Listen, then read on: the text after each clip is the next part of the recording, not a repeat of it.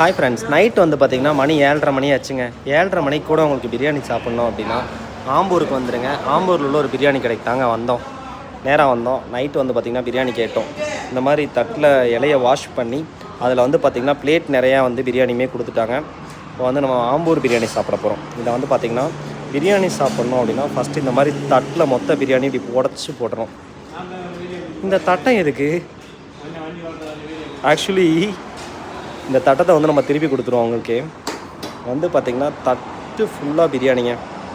இதுக்குள்ளே வந்து பார்த்திங்கன்னா மறைச்சி வச்ச லெக் பீஸ், பெரிய லெக் பீஸ் இருக்குது. அது போக ஒரு சிக்கன் பீஸ் வந்துருச்சுங்க. பிரியாணி வந்து பார்த்திங்கன்னா நீங்கள் சாப்பிட்றதுக்கு முன்னாடி அதை ஸ்மெல் பண்ணி பார்த்தீங்கன்னாலே அதோட ஸ்மெல் வச்சு அந்த டேஸ்ட் வந்து நம்ம கண்டுபிடிச்சிடலாம். ஆனால் ஸ்மெல் நல்லா இருந்துச்சு.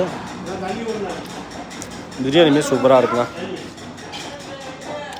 பிரியாணி பிடிக்குன்னா கமெண்ட் பண்ணிட்டு உங்கள் ஃப்ரெண்ட்ஸுக்கு ஷேர் பண்ணுங்கள். நம்ம யூடியூப் சேனல் மறக்காமல் சப்ஸ்கிரைப் பண்ணுங்கள்.